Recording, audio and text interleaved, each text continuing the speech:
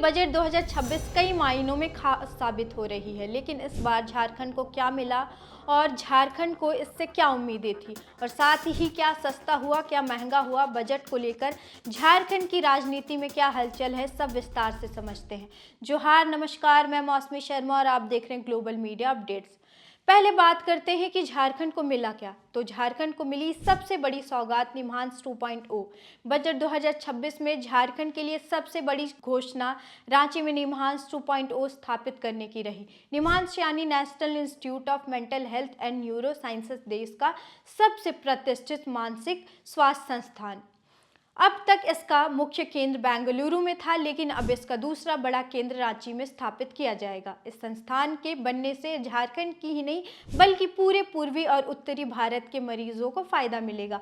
अभी तक गंभीर मानसिक बीमारियों और न्यूरो से जुड़ी समस्याओं के लिए इलाज के लिए लोगों को बेंगलुरु या दिल्ली जाना पड़ रहा था।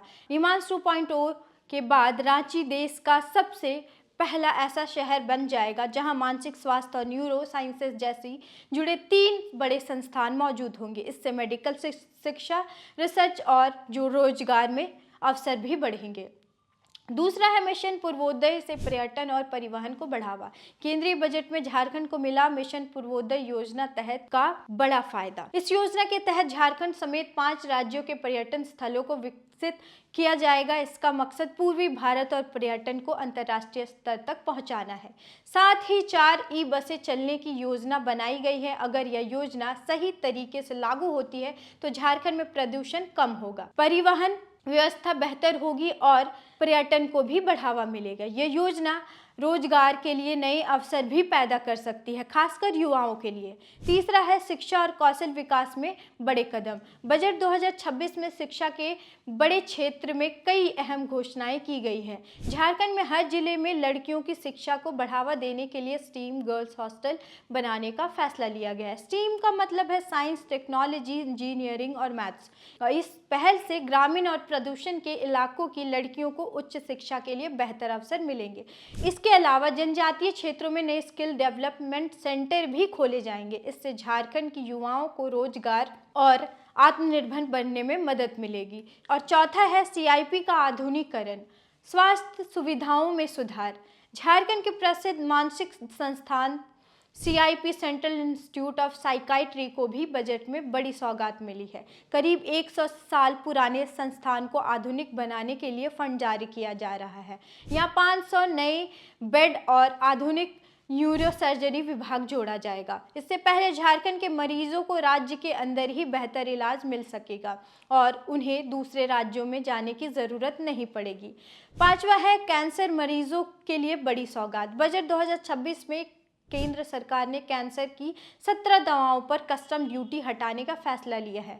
आईसीएमआर की आंकड़ों के अनुसार झारखंड में हर साल करीब 30 से 40 हजार नए कैंसर मरीज सामने आते हैं। दवाएं सस्ती होने से हजार गरीब और मध्यम वर्ग के मरीजों को राहत मिलेगी। खासतौर पर औरत, ब्रेस्ट, सर्वाइकल और फेफड़े के कैंसर के मरीजों का इससे फायदा होगा। अब बात करते हैं कि झारखंड की बजट से क्या उम्मीदें थी। तो 2026 बजट सत्र में कई घोषणाएं हुई, लेकिन झारखंड सरकार की कुछ अहम मांगे भी थी। राज्य के वित्त मंत्री राधाकृष्ण किशोर ने कहा था कि कोल कंपनियों पर झारखंड सरकार का करीब 1.36 हजार करोड़ रुपए बकाया है, जिसे केंद्र को देना चाहिए। इसके अलावा जीएसटी व्यवस्था के कारण राज्य को हर साल लगभग 4,000 करोड़ रुपए का नुकसान हो रहा है। इसकी भरपाई की भी मांग की गई थी। वहीं उन्होंने महिलाओं के सशक्तिकरण के लिए भी बिहार की तर्ज पर झारखंड की महिलाओं को 10,000 आर्थिक सहायता देने की मांग उठाई थी, लेकिन झारखंड को इन सब पर निराशा ही हाथ लगी। राज्य की सत्ता की माने तो सरकार ने दोहरा व्यवहार किया। झारखंड राज्य के स्वास्थ्य मंत्री इरफान अंसारी, ग्रामीण विकास मंत्री दीपिका पांडे सिंह और कृषि मंत्री शिल्पी नेहा तिर्की और विधायक जयराम ने भी इसे निराशाजनक बताया।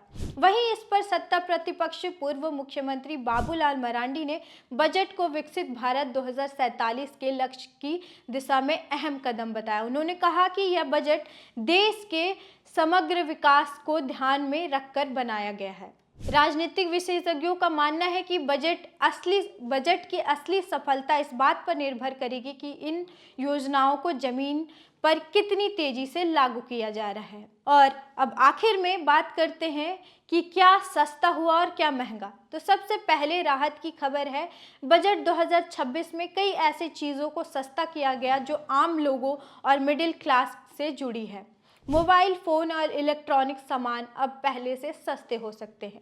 सरकार ने स्मार्टफोन, टैबलेट और इलेक्ट्रॉनिक उपकरणों के पार्ट्स पर कस्टम ड्यूटी कम कर दी है। इससे मोबाइल फ़ोन, चार्जर, बैटरी और अन्य गैजेट की कीमतों में गिरावट होगी। ईवी बैटरी, सोलर पैनल और ग्रीन एनर्जी से जुड़े कई उपकरणों पर टैक्स में भी छूट दी गई है। इससे इलेक्ट्रॉनिक गाड़ियां और सोलर सिस्टम को अपनाना आसान होगा। कैंसर और दुर्लभ बीमारियों में इस्तेमाल होने वाली कई जीवन रक्षक दवाइयों पर कस्टम ड्यूटी पूरी तरह हटा दी गई है। इससे गंभीर बीमारियों का इलाज थोड़ा सस्ता हो सकेगा। विदेश यात्रा, पढ़ाई और इलाज पर खर्च भी कम होगा। विदेश में पढ़ाई, मेडिकल ट्रीटमेंट या टूर पैकेज के लिए भेजे जाने वाले पैसों पर टीएससी की दर घटाई गई है। इससे बाहर जाने वाले पर टैक्स का बोझ कम पड़ेगा। खेल और विमानन क्षेत्र से जुड़े कुछ उपकरण भी सस्ते हो सकते हैं। विमान के पुर्जे और कुछ स्पोर्ट्स इक्विपमेंट पर टैक्स में राहत दी गई है, जिससे इसकी कीमतों में कमी आने की उम्मीद है। जहां कुछ चीज़ें सस्ती हुई है, वहीं कुछ चीज़ों पर टैक्स और खर्च बढ़ गया है। सबसे पहले तंबाकू और सिगरेट की बात करें तो सरकार ने सिगरेट, बीड़ी, पान मसाला, अन्य तंबाकू पर टैक्स बढ़ा दिया है। इससे सीधा मतलब है कि इनकी कीमतें बढ़ेगी। शराब भी कुछ हद तक महंगी हो सकती है। लग्जरी सामान अब आम आदमी की पहुंच से और भी दूर होगा। महंगी गाड़ियां, लग्जरी आयातित वस्तुएं, हाई एंड प्रोडक्ट्स पर टैक्स बढ़ाया गया है, जिससे ये और महंगे हो जाएंगे। फोटोग्राफी और फिल्म से जुड़े उपकरण भी महंगे होंगे। आयातित कैमरा, रिकॉर्डिंग और फिल्मांकन उपकरणों पर ड्यूटी बढ़ने से इनके दाम ऊपर जा सकते हैं। कृषि क्षेत्र में कुछ उर्वरकों के दाम बढ़ सकते हैं। कुछ फर्टिलाइजर पर पहले मिल रही आयात छूट हटाई गई है, जिससे किसानों पर लागत बढ़ने का असर पड़ सकता है। शेयर बाजार की बात करें तो शेयर बाजार में ट्रेडिंग करना भी महंगा हुआ है। गलत टैक्स जानकारी देने पर भारी पेनल्टी लगने के भी प्रावधान है।